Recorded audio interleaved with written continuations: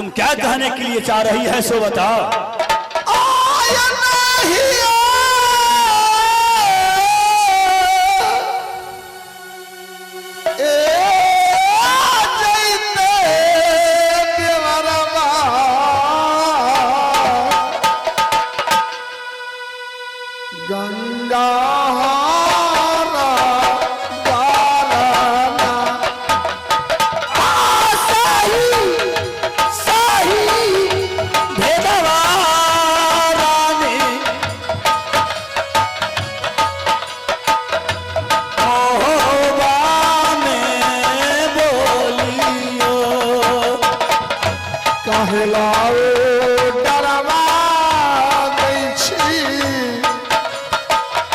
मानने वाला नहीं है हमारो छोटका के बाबा के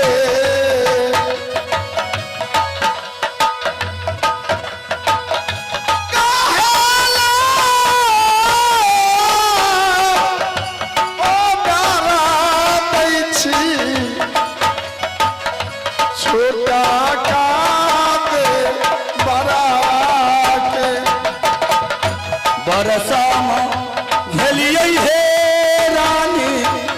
मैं उसको बहुत तरह समझाया हूँ कि तुम्हारे गंगा हरिद्वार के मैं आदेश नहीं दे सकता हूँ। राजा ते वो बिया में या जो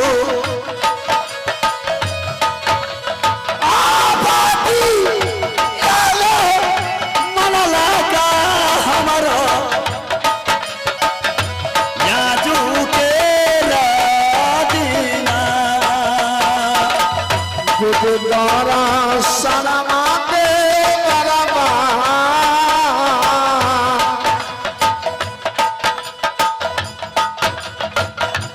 आज ये हम भैया के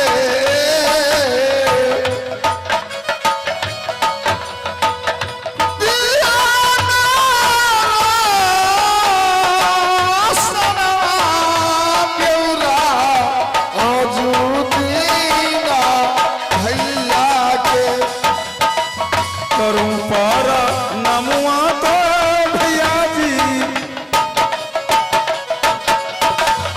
भाभी जी के चरनिया में हमें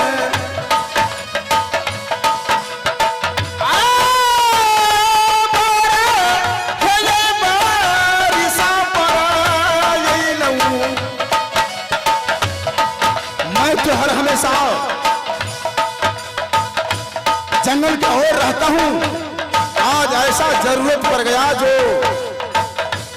बड़े भाई साहब को दरबार के अंदर मुझे आना पड़ा। इस समय मेरे भाभी वो भी आई हुई है। उन दोनों से आदेश लेकर उसके बाद मैं मेला का तैयारी करूंगा।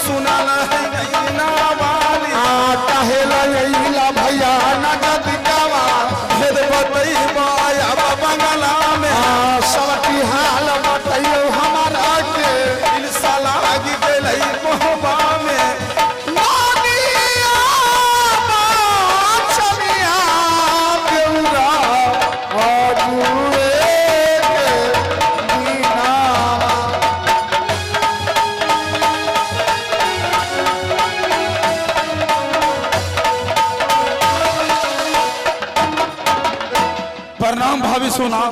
सदा सुखी रहिए देवर जी। आज मैं शिकार खेलने के लिए गया था और जंगल जाने के बाद एक भी शिकार नजर नहीं आया।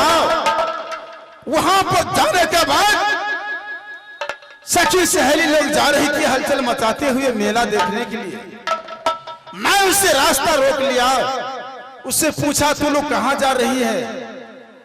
वो सहेली सभी बताकर गई। देखिए महाराज, आप हमें रास्ता क्यों रोकते हैं? मैं जा रही हूं मेला देखने के लिए काशी घाट। काशी घाट में चौरा ब्राह्मण 12 कोस लंबा और 14 कोस चौरा में मेला लगा रखा है। वही मेला देखने के लिए हम लोग जाती हूँ। उसे मैं रास्ता छोड़ दिया, उस बातों का मुझे लालसा लग गया, वापस अपने घर आया हूँ। इसलिए आप दोनों व्यक्ति मिलकर हमें आदेश दो ताकि मैं काशी घाट मेला देखने के लिए जाऊं। मुझे लालसा लग गया है। देवर जी, अगर काशी घाट का मेला देखने के लिए आपको इरादा हो गया तो आपके भैया जी से मैं बोलती हूँ, उससे सुंदर मेला राजमहल लगाइए, लेकिन परंतु आप काशी घाट का मेला देखने के लिए नहीं जाइए। इसलिए राजमहल के हर कोने कोने पर दुश्मन है। अगर आपके चल जाने के बाद हो ना हो सके कोई छतरी चढ़ाई कर दे तो कैसे आपको भैया भविष्य उसको लिए तुम डर क्यों करती है? डर करने का बात नहीं है। कोई जैसे मां का बिरलाल अवतार नहीं लिया है ये कावड़ो किला के अंदर। राजमहल के दरबार पर आकर वो चढ़ाई कर देंगे।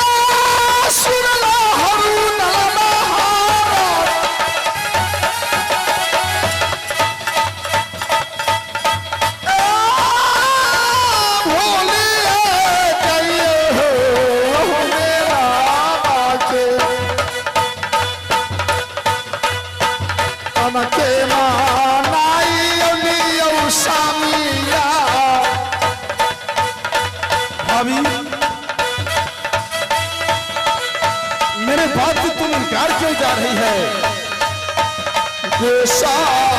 सके समन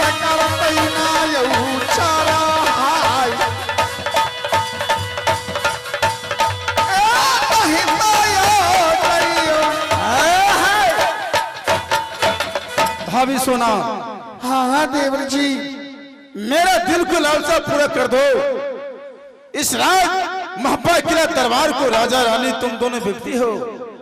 बगैर तुम दोनों से पूछे हुए मैं किसी जगह का यात्रा नहीं करता हूं। आज मैं तुमको छोटा देवर हूं, आज हमको लालसा लग गया तो आदेश देने से इनकार क्यों जा रही है? देवर जी, कितने दिनों के लिए आप ऑर्डर मांग सकते तो मैं भैया जी से बोल के मैं ऑर्डर दिलवा सकती हूँ। केवल 8